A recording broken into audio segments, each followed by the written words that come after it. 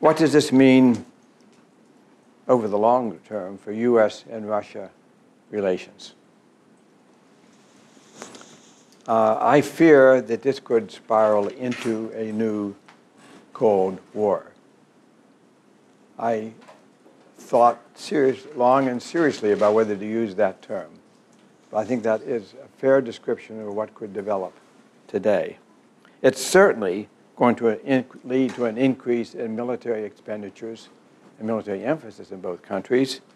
And it's going to certainly lead to a new generation of nuclear weapons in both countries, which are already well underway in Russia. I think a new Cold War would be a disastrous outcome, well beyond the negative aspects of what happens to Ukraine. But I think it's likely. It could be avoided by what I would call superb diplomacy on the part of both countries. But on the history of diplomacy between U.S. and Russia in the last decade, there's no reason to believe that that superb diplomacy is going to suddenly blossom forth. So with that cheerful conclusion, I'm going to throw the floor open for questions and comments and discussion. Yes.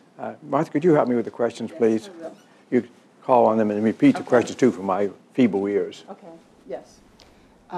It says Russians are comparing their invasion of Crimea with the U.S. invasion of Afghanistan. Iraq. And what do you think about that, the validity of that comparison? Yeah, I think the analogy is accurate in that they're both illegal international actions. But beyond that, the motive of the actions are quite different. I mean, we went into Iraq with every intention of leaving and did leave. Russia has no intention of leaving Crimea.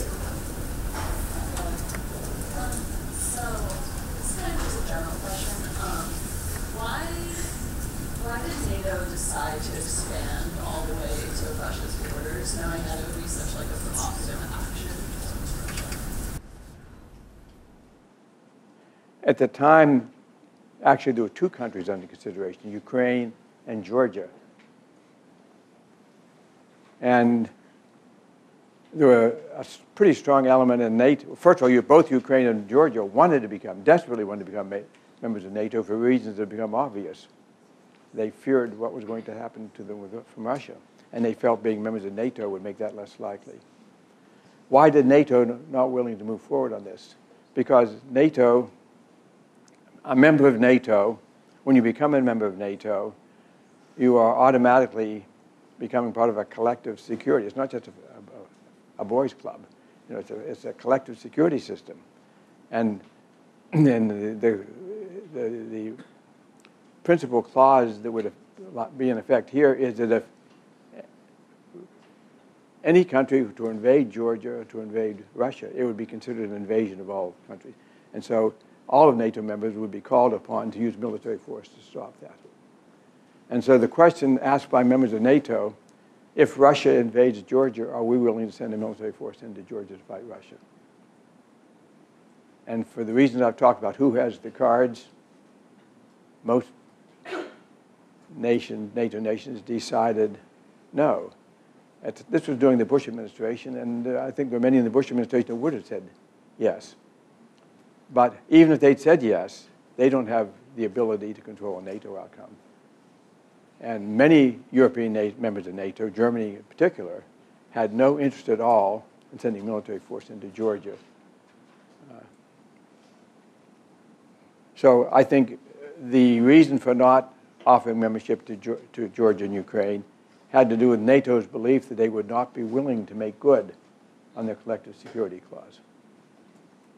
I'm pause there for a moment. Martha, do you have a different Well, view? I think the prior question then would be why NATO expansion in the first place under Clinton, given that did we or not understand how that was perceived by Russia?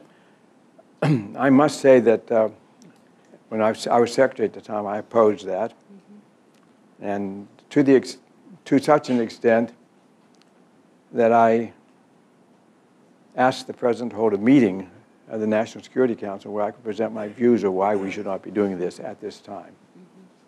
We had that meeting, I presented my views, and I lost the argument. We went ahead.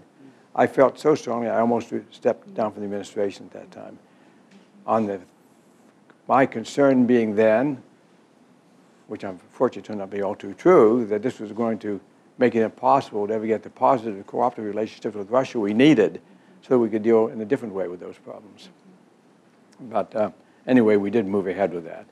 And that was the first, up until then we had a very positive cooperative relation with Russia. It started going downhill then, and it's never come back again. That was not the only problem, but that was the first and probably in some ways the most serious problem. Yes. I have two questions. My first question is, you mentioned Russia's reliance on oil and its status as a petrostate. Metro? Russia's status as a petrostate. Yeah.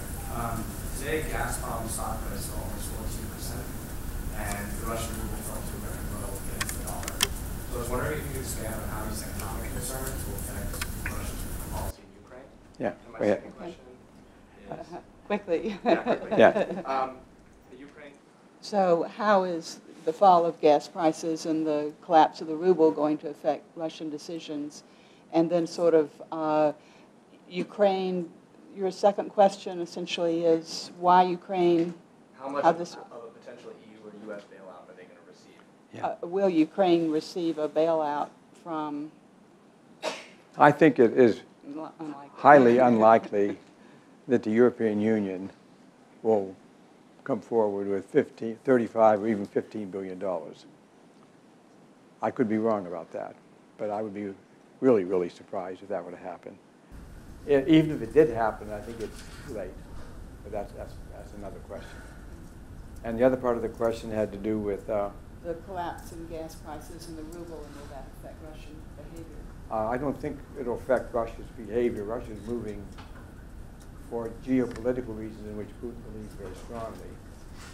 The high price of oil gave him the resources to do it more effectively, but he would still proceed on doing it. And in any event, he's already set that course in motion. If the price of oil had fallen seriously a year ago, it might be in a situation where he would not have the resources to do this.